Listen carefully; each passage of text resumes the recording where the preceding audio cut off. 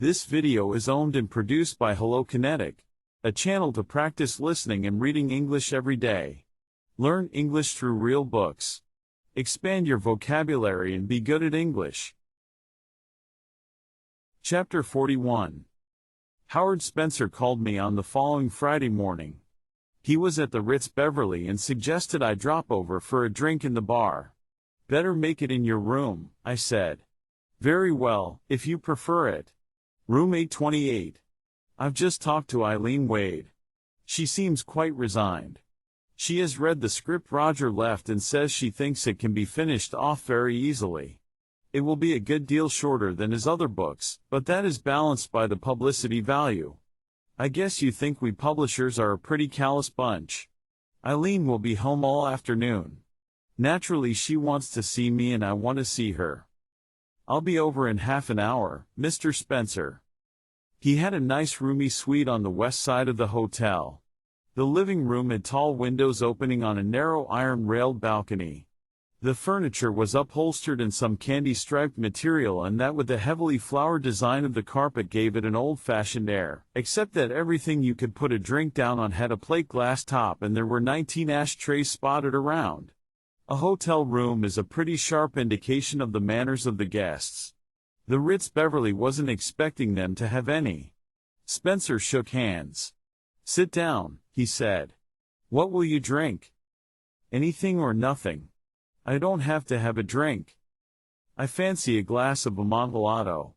California is poor drinking country in the summer. In New York you can handle 4 times as much for 1/2 the hangover. I'll take a rye whiskey sour. He went to the phone and ordered.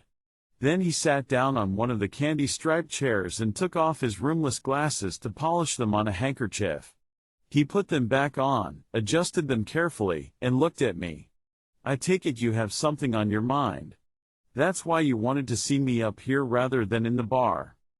I'll drive you out to Idle Valley. I'd like to see Mrs. Wade too.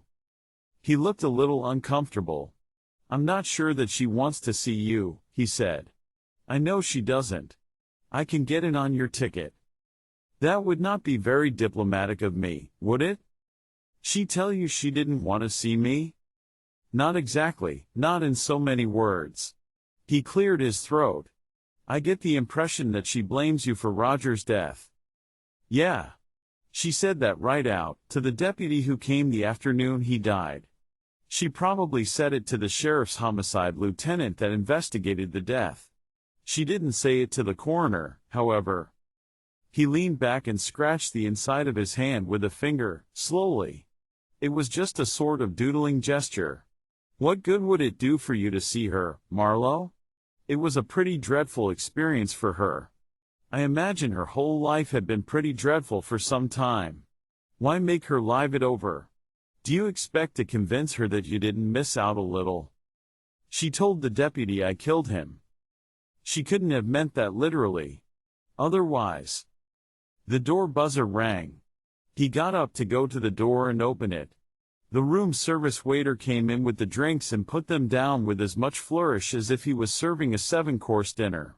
Spencer signed the check and gave him 4 bits. The guy went away. Spencer picked up his glass of sherry and walked away as if he didn't want to hand me my drink. I let it stay where it was. Otherwise what? I asked him. Otherwise she would have said something to the coroner, wouldn't she? He frowned at me. I think we are talking nonsense. Just what did you want to see me about? You wanted to see me. Only, he said coldly, because when I talked to you from New York you said I was jumping to conclusions. That implied to me that you had something to explain. Well, what is it? I'd like to explain it in front of Mrs. Wade. I don't care for the idea. I think you had better make your own arrangements. I have a great regard for Eileen Wade. As a businessman I'd like to salvage Roger's work if it can be done. If Eileen feels about you as you suggest, I can't be the means of getting you into her house. Be reasonable. That's all right, I said. Forget it. I can get to see her without any trouble. I just thought I'd like to have somebody along with me as a witness. Witness to what? He almost snapped at me. You'll hear it in front of her or you won't hear it at all. Then I won't hear it at all. I stood up. You're probably doing the right thing, Spencer. You want that book of Wade's, if it can be used. And you want to be a nice guy. Both laudable ambitions. I don't share either of them. The best of luck to you and goodbye. He stood up suddenly and started towards me. Now just a minute, Marlowe. I don't know what's on your mind, but you seem to take it hard. Is there some mystery about Roger Wade's death? No mystery at all. He was shot through the head with a Webley hammerless revolver. Didn't you see a report of the inquest? Certainly. He was standing close to me now and he looked bothered. That was in the Eastern papers in a couple of days.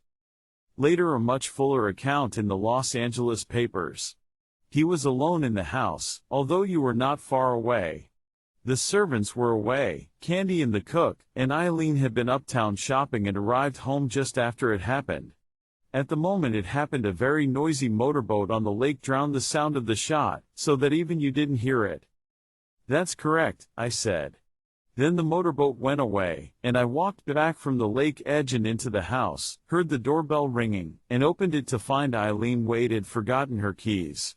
Roger was already dead. She looked into the study from the doorway, thought he was asleep on the couch, went up to her room, then out to the kitchen to make some tea. A little later than she did I also looked into the study, noticed there was no sound of breathing, and found out why. In due course I called the law. I see no mystery, Spencer said quietly, all the sharpness gone from his voice. It was Roger's own gun, and only the week before he had shot it off in his own room.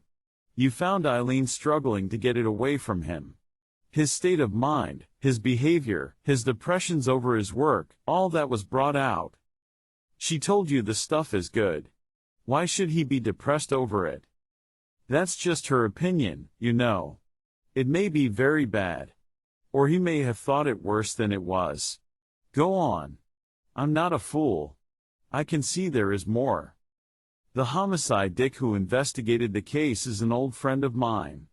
He's a bulldog and a bloodhound and an old wise cop. He doesn't like a few things. Why did Roger leave no note, when he was a writing fool? Why did he shoot himself in such a way as to leave the shock of discovery to his wife? Why did he bother to pick the moment when I couldn't hear the gun go off? Why did she forget her house keys so that she had to be let into the house? Why did she leave him alone on the day the help got off? Remember, she said she didn't know I would be there. If she did, those two cancel out. My God, Spencer bleated, are you telling me the damn fool cop suspects Eileen? He would if he could think of a motive. That's ridiculous. Why not suspect you? You had all afternoon. There could have been only a few minutes when she could have done it, and she had forgotten her house keys. What motive could I have? He reached back and grabbed my whiskey sour and swallowed it whole. He put the glass down carefully and got a handkerchief out and wiped his lips and his fingers where the chilled glass had moistened them. He put the handkerchief away. He stared at me. Is the investigation still going on? Couldn't say. One thing is sure. They know by now whether he had drunk enough hooch to pass him out. If he had, there may still be trouble. And you want to talk to her, he said slowly, in the presence of a witness. That's right. That means only one of two things to me, Marlowe. Either you are badly scared or you think she ought to be. I nodded. Which one? He asked grimly. I'm not scared. He looked at his watch. I hope to God you're crazy. We looked at each other in silence.